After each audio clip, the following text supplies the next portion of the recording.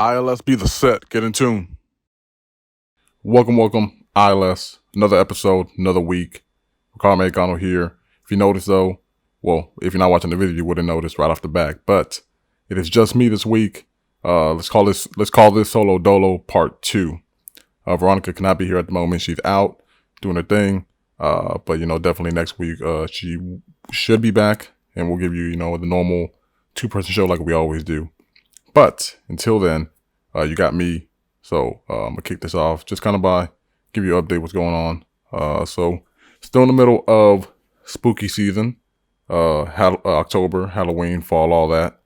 Yesterday I went to a haunted house, which I haven't done in a while. It's been a minute. I think the last time I went was like 2017, 18. But for me though, haunted houses aren't really scary per se. To me, I treat them like a roller coaster, something at a fair. They're just kind of thrills for me. I get laughs out of them, but there's not necessarily a fearful, scary moment that comes out of them. I just like the thrill of it. So I mean, that was cool though. Seeing all the props, seeing all the actors and how they get into it and stuff like that. To me, that's the fun part. To me, that's what entertains me. Just to kind of see how people put on these elaborate props and scenarios to get a fright at people. So I mean, that was cool. Besides that though, nothing too crazy going on. Just same old, just keeping on with the day-to-day challenges of life, whether it be small or big. So I think for the past couple of weeks we've touched on like things that are kind of like semi-related, horror, things like that. Because it's just me, it's a little bit I can't really interact as much, obviously with Veronica not being here. Can't interact with my co-hosts like that. So I'm gonna try to keep this more as a I don't want to ramble, of course, but I do want something that it could be more expository, something I could just kind of just go off on and just kind of just get my 2 cents on it. So for me or what I want to talk about is gonna try to keep the show relatively pretty short. So the first thing I want to touch on is a woman cannot fix you. Right? We're about to get into a kind of like life relationship dynamics with between men and women. Probably not something you really expected coming from me, but I just want to talk about it because I think it's something that doesn't really get talked about a lot, and I think it's something that a lot of men expect a lot of times, which is weird.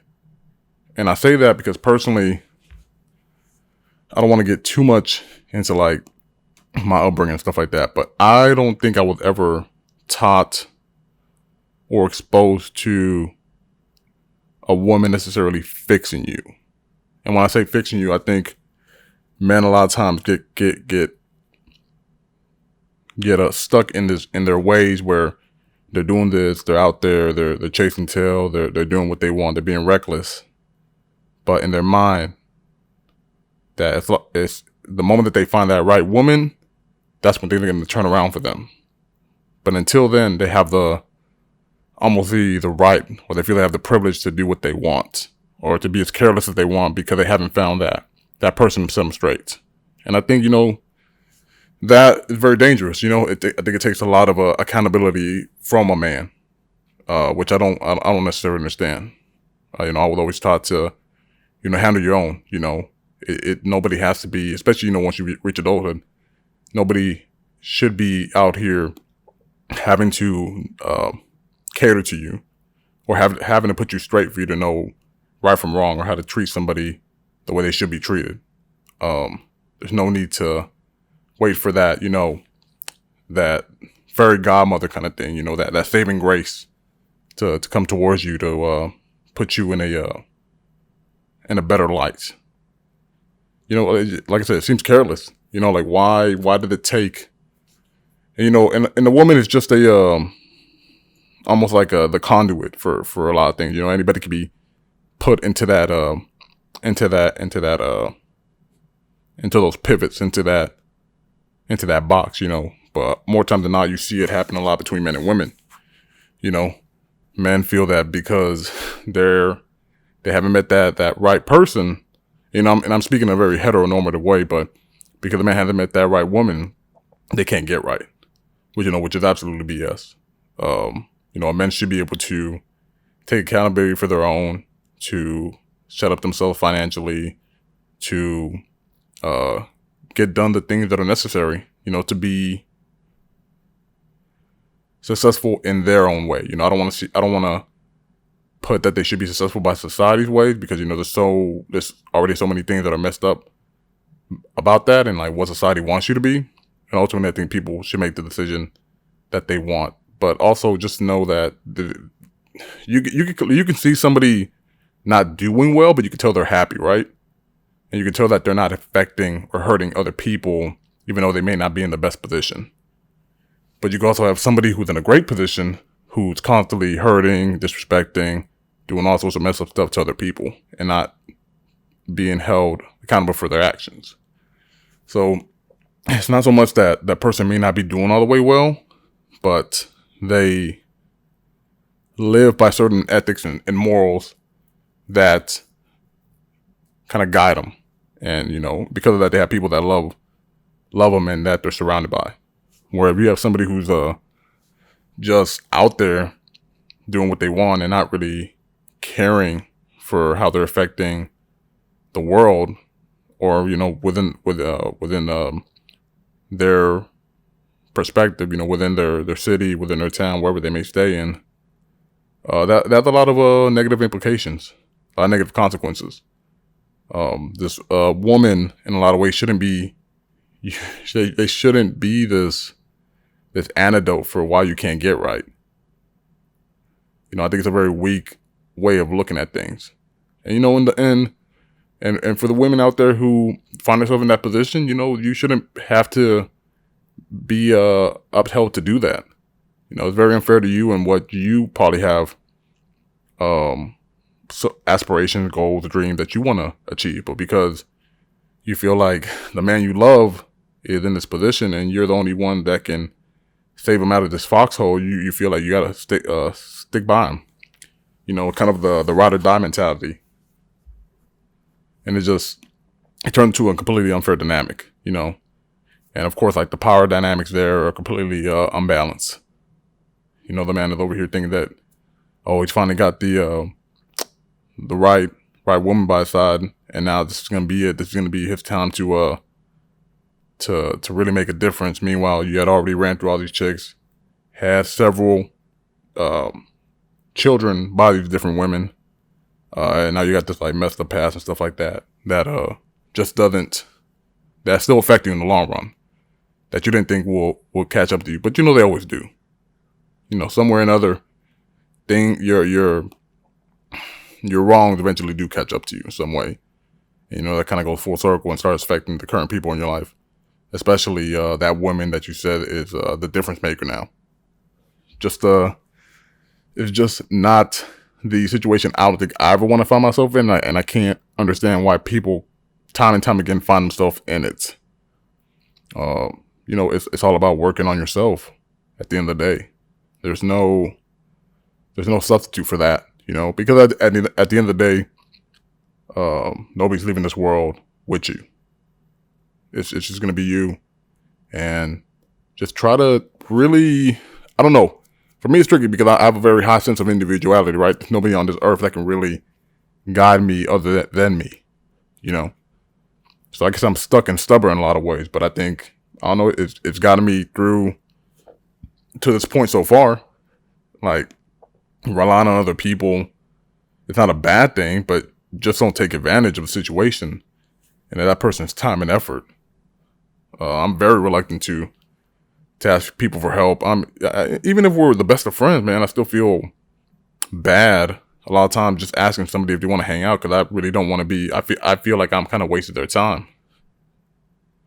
Not because I don't like them or don't value their friendship. It's just I tend to put people's needs above my own, and I just think that, hey, they got especially if they got children, like they got kids, stuff like that. Like, I feel like even reaching out could be a sign of me not taking into account what they may have going on. So I kind of steer clear of a lot of people sometimes just because of my ways of thinking. And it may be backwards to a lot of people.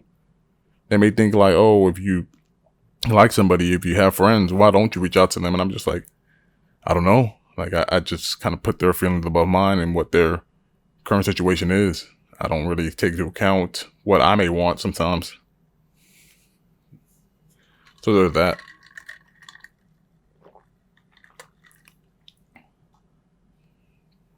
But that's a little bit more about not me than anything else. But getting back to the whole other thing, it's just like the fixing part. Just feeling that a woman can fix you of your, I don't know, maybe you're not good with money, maybe you have treated women bad in the past, maybe you don't have a good relationship with your parents, whatever it may be, that all those dilemmas and issues can now be resolved through this magical partner that you've come across. And in the beginning, it may be beautiful, y'all may talk about things that have happened in your past, and she may be on board. She'd be like, oh yeah, we could definitely talk about it. We can see things through. We can try to make a difference.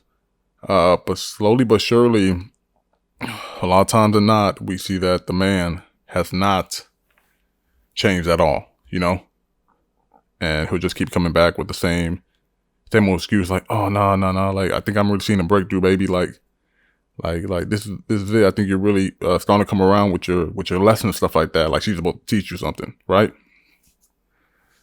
It shouldn't be like that. It should be a give and take situation. You give some game and knowledge, she give you some game and knowledge. It shouldn't just be one channel. It should be two channels back and forth. She's constantly learning something from you, and you're constantly learning something from her. There shouldn't be it should be two-way streak.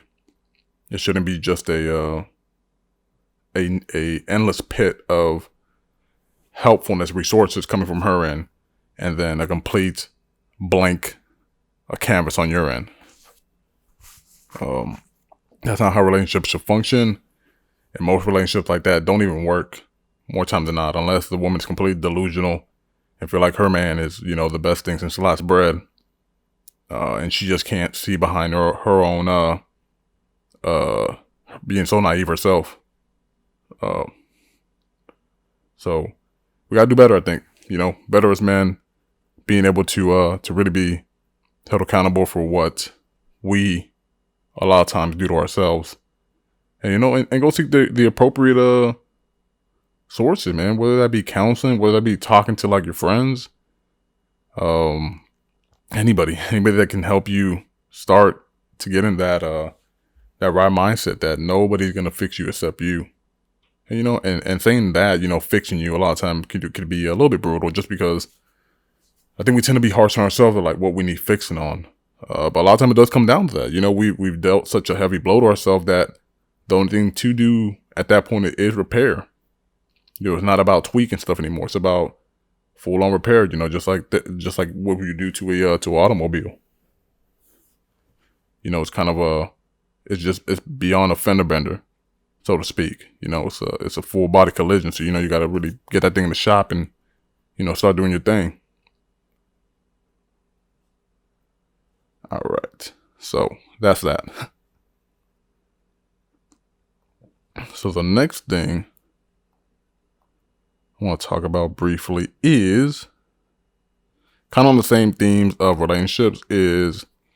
I kind of wrote this down here, so I want to forget. Let me backtrack a little bit. So I was watching the newest Breakfast Club interview with Freddie Gibbs, and he, I think, was on the topic briefly about how he really values his current relationship. I think he's with, I'm not sure if she's a model or whatever, but I think her Instagram handle, social media handle is a Fit Mommy. And I don't know if you follow Freddie Gibbs, I think you've probably seen her. She has like a bald head, and I think she's white. She may be a Latina. I don't know. I haven't really looked into her that much, but he said something that kind of made me do like a double take, where he said relationship is a friendship that you nurture. And I think got me thinking, because I feel like I've heard this before from other people. And when I think about it, I think a lot of times people tend to believe that they fell in love with their best friend. And I don't know if that's necessarily true. I think a lot, for me personally, I think a lot more times than not, I think you became friends with the person you were sleeping with, right? So you find somebody, y'all started hooking up, you start doing whatever. And it was strictly that, but eventually, obviously, especially if y'all have like a good bond and stuff like that, y'all developed a level of friendship that then became a relationship, and then kids, marriage, however you decide to form that relationship and how you maneuver it. So a relationship is a friendship you nurture. I think there's some validity to that. I think with especially relationships that are successful, I think to have that friendship level or that friendship core within that relationship is vital and it's key. You can't just start off. Well, let me say you just can't. I think you can start off a relationship with somebody with it just being that, a relationship that is more romantic based, more sexually based than anything else. And then a friendship bloom out of that. But I think a lot of people would like to think that they're in the friend stage of things way before they get into the relationship stage of things. But for some people, it kind of happens backwards or sideways, however you want to state it. You tend to not follow the conventional means of a relationship, and some people are very quick to just get right to it. And depending on who you are, that could work. That could work for you. Maybe having that core relationship does lead to a stronger friendship in the end. But for some, it may not be the same case. You may need that solid foundation of a friendship to really understand what is the differences, the likes, the dislikes, the communication, the speech, the way y'all talk to each other, the way y'all interact when y'all at home, the way you interact while y'all are out in public. And this is way before you even get to a more romantic situation. Like how did all this work out when you're just platonic? And a lot of times when you're just platonic, it is less is on the line. There's less at stake because you feel like you could be more open, you could be more carefree because it's somebody that, while you may have interests of them and it may have interests as you, it's not blatant, and there's nothing that is really on the line. Unless one person doesn't feel the same about the other, and they don't reciprocate that feeling, then obviously you have that. You find yourself in a situation where y'all are friends, one wants to ask the other out, but you're afraid that out of you asking that person out, it may lead to drastic changes in that relationship if the person does not feel the same way. So while a relationship is a friendship you need to nurture, I think that friendship deserves its own special level of nurture from the very get-go. It should be something that is valued, that is communicated thoroughly through through all the parties involved. So yeah, that's about it on that. And then lastly, I told you I was going to keep this a very short show. I just want to give my good looking out for the week. So this is a show that's been on my list for a little bit now.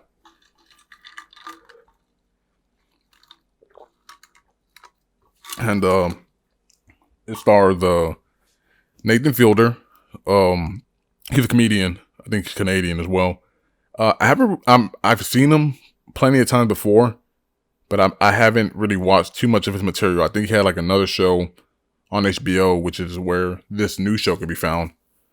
And this new show, I think he came out like maybe over the summer, and it looked very interesting from the trailer. That's why it caught my eye, but I just haven't watched it myself. And it's called the Rehearsal, and like I said, the trailer got me because essentially what it is that he's trying to help people confront certain situations and how they can possibly turn out by essentially staging a rehearsal of that situation and having the client, like the person, practice way before the actual event ever happens.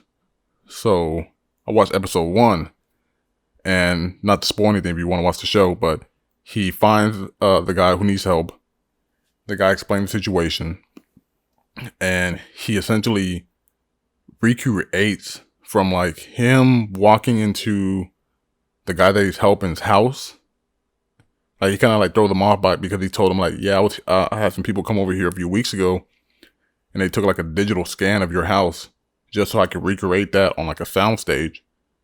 And he made like an exact model of his house, and then he would practice with a actor that looked like the guy he's helping, Nathan Fielder is, and then kind of started practicing like his lines of like how the first interaction between himself and the client would go.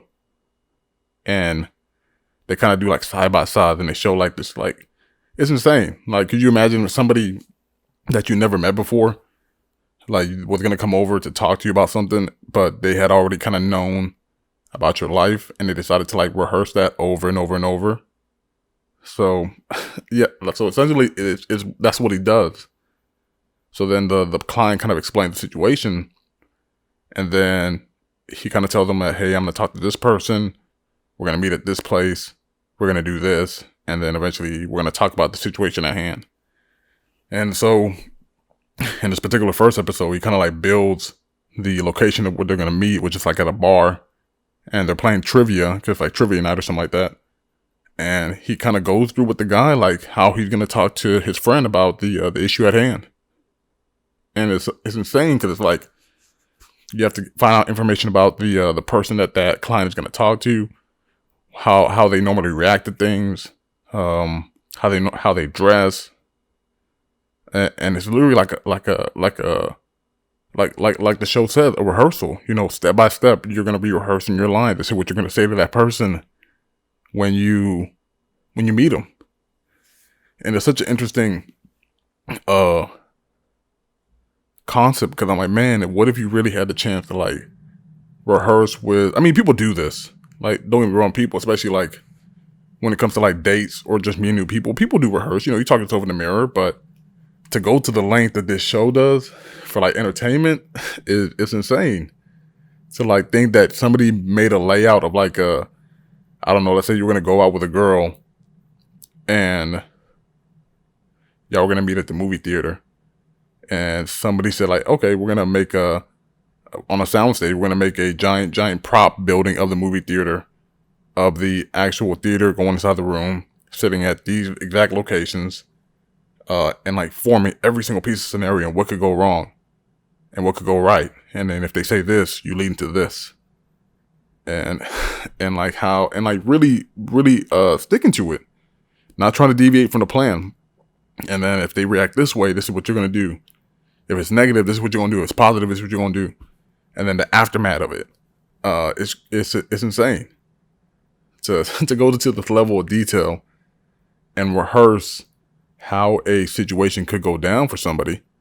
It's kind of genius, man, when I think about it. Like, as far as like TV and like the conception of it, I mean, I love it. I think there's only 6 episodes.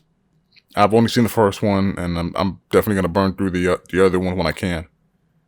But it's definitely worth watching.